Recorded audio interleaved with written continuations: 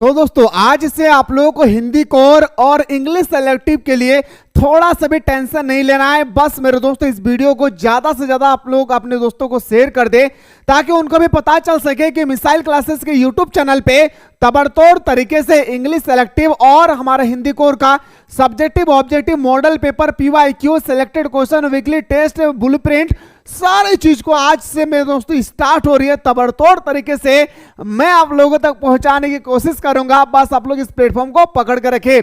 और जो भी स्टूडेंट्स अभी तक हमारे ऑनलाइन टेस्ट सीरीज को ज्वाइन नहीं किए हैं या हमारा ऑनलाइन कोर्स को जो ज्वाइन नहीं किए, जहां पे मेरे दोस्तों दिन रात हमारे हर समय हमारा ऑनलाइन क्लासेस होती है, जहां पे सिलेक्टेड क्वेश्चन बताया जाता है, तो ये आप लोग का जो क्रैश कोर्स है, इस कोर्स को यानी हाउ आप लोग ज्वाइन कर लेंगे।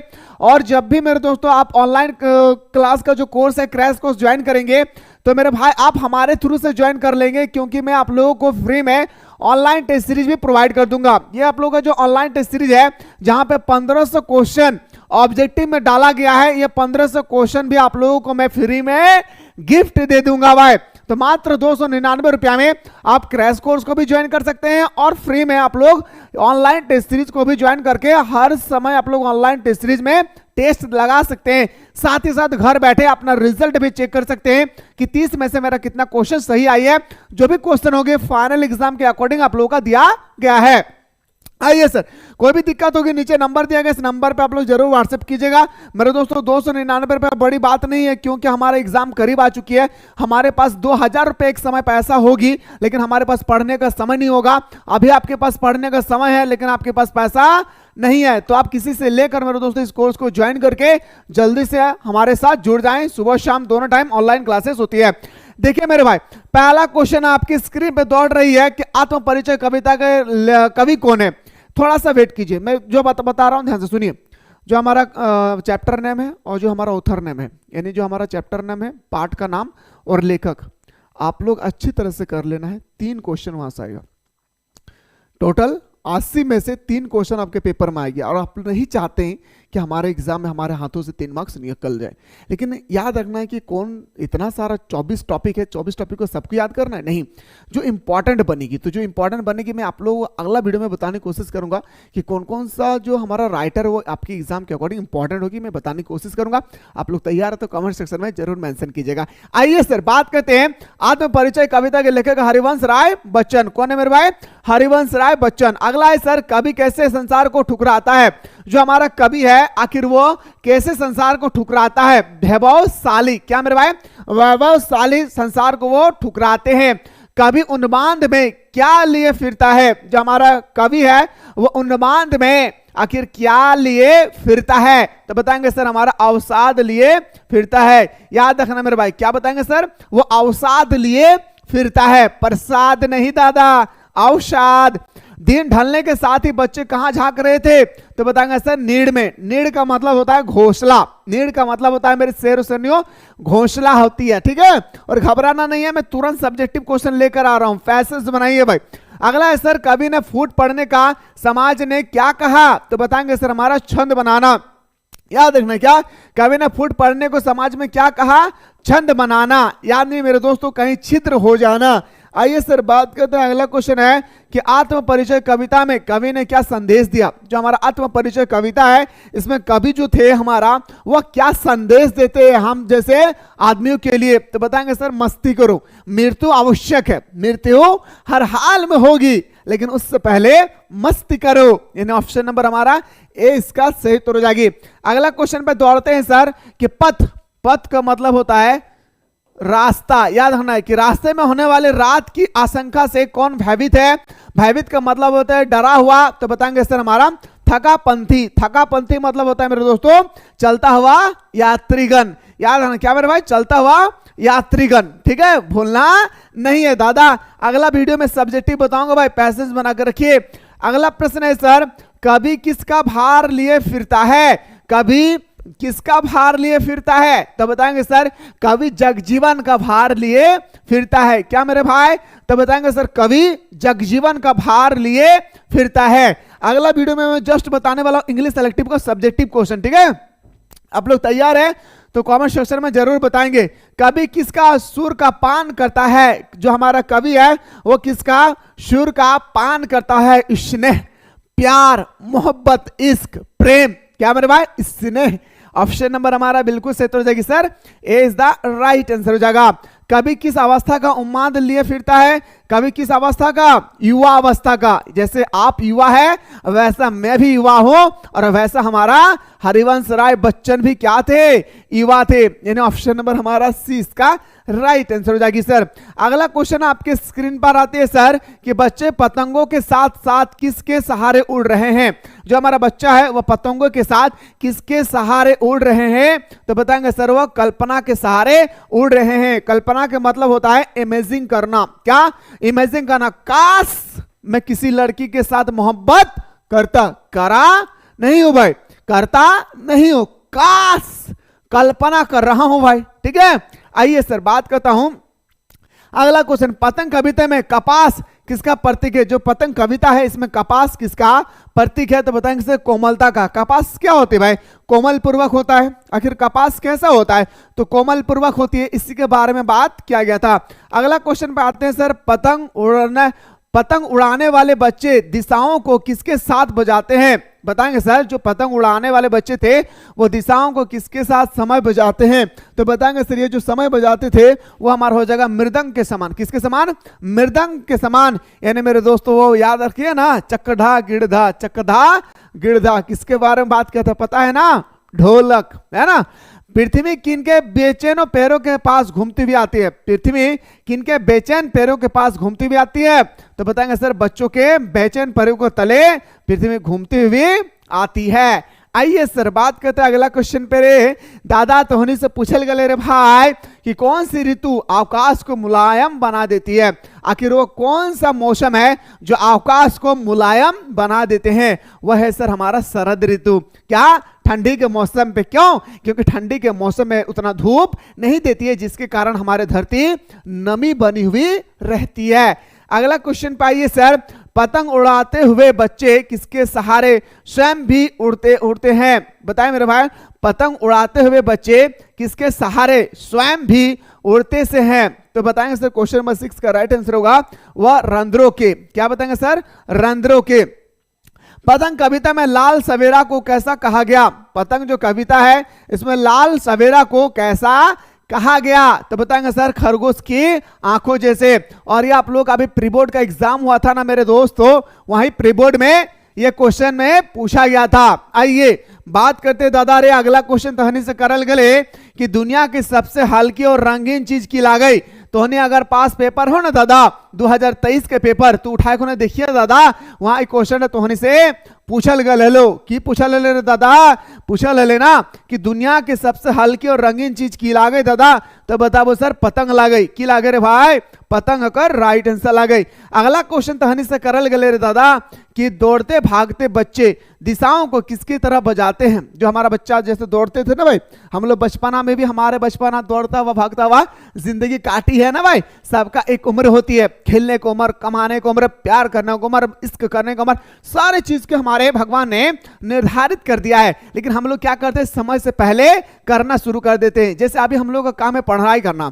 क्या काम है भाई? पढ़ाई करना। इसके बाद हमें जॉब हासिल करना, फिर इश्क करना। लेकिन हम लोग क्या करते हैं? पढ़ाई के समय ऐश मौज करते हैं, और जब हमारे पास आती है कमाने का उस समय हम लोग इश्क करते हैं, और जब हमारी इश्क मिट जाती है उस समय हम लोग जाते हैं कमाने के लिए, और उस समय हमारे पास कोई काम धंधा नहीं होता है। इसलिए जो चीज हमें समय पर जो करना चाहिए उसी चीज को आप आगे हासिल भी कर सकता है। समय कानून से चलना सीखिए। तो दौड़ते भागते बच्चे दिशाओं को किसकी तरह बजाते हैं? मृदंग की तरह। किसका मेरे भाई? मृदंग। इसका राइट आंसर हो जाएगी। पतंग कविता के कवि कौन है? आपसे पूछा गया जो हमारा पतंग कविता है इसका कवि कौन है? आलोक धनवा जी। कौन है मेरे भाई? आलोक धनवा जी। कवि ने तेज बौछारों के जाने के साथ ही किस महीने के भी चले जाने की बात की? जैसे मेरे दोस्तों हमारे तेज बौछार हुई बारिश का, वो मौसम हमारा चला गया। इसके बाद जो आपका महीना आती है वो कौन था मेरे भाई? भादो का महीना। क्या बताएंगे सर? भादो का महीना। अगला है सर कि किसकी आंखों जैसा लाल सवेरा हुआ है? खरगोश का। किसका मेरे भाई? खरगोश का लाल सवेरा हुआ है। आइए बात करते हैं सर अगला क्वेश्चन पे। क्वेश्चन है क्वेश्चन नंबर 13। फूलों का पार करते हुए कौन सी ऋतु आई है? फूलों को पार करते हुए क्या नहीं समझ में आया मेरे भाई? मैं बोल रहा हूं ना 30 नंबर में कि पुलों को पार करते हुए कौन सा मौसम आती है? तो बताएंगे सर शरद ऋतु। क्या मेरे भाई? शरद ऋतु। अगला क्वेश्चन पे आइए दादा, तोहनी से पूछल गलो रे भाई, कवि के अनुसार दुनिया की सबसे हल्की और रंगीन उड़ती हुई चीज क्या है? तो बताएंगे दादा पतंग है। क्या बताएंगे? पतंग इसका राइट आंसर हो जाएगा। आइए सर अगला क्वेश्चन पे आते हैं। और मैं बार बार कह रहा हूं कि जो भी स्टूडेंट्स ने अभी तक मिसाल क्लासेस के आपको प्ले स्टोर से डाउनलोड नहीं किए हैं, वीडियो को रोके और जल्दी से प्ले स्टोर से मिसाल क्लासेस के आपको डाउनलोड कर लें। बस कुछ नहीं करना है, क्रैश कोर्स को ज्वाइन कर लेना है। क्रैश कोर्स को आप जैसे ही ज्वाइन करेंगे मेरे दोस्तों, तो यहाँ पे सुबह शाम दोनों टाइम ऑनलाइन क्लासेस होती है। और ये ऑनलाइन क्लास में सारा वो सिलेक्टेड क्वेश्चन आप लोगों को बताया जाता है जो आप लोगों के एग्ज़ाम के अकॉर्डिंग मोस्ट इंपॉर्टेंट होती है। तो अगर आप चाहते हैं कि सर हम घर बैठे selected question, model paper, previous question, weekly test, most important question, university question, exam से पहले एग्जाम पेपर देखना चाहते हैं, तो आप लोग एनी हाउ क्रैश कोर्स को ज्वाइन कर लेना है। क्रैश कोर्स को ज्वाइन करने के बाद मेरे दोस्तों ये आपको कोर्स फ्री में मिल जाएगी, आपका ऑनलाइन टेस्ट सीरीज। ये 2 कोर्स को आप लोग अच्छी तरह से ज्वाइन कर लेना है। ज्वाइन करने के बाद आप लोग हमारे साथ सुबह शाम ऑनलाइन क्लास कर सकते हैं। तो लेट ना करें, आज आपके पास समय नहीं है मेरे दोस्तों, इसलिए मैं कह रहा हूँ कि जल्दी से जाएं। जितना बताया गया वहाँ पे सारे चीज़ों का अच्छे से कर लेना है। सिर्फ क्लास ही नहीं बल्कि नोट्स भी प्रोवाइड किया गया है, ठीक है।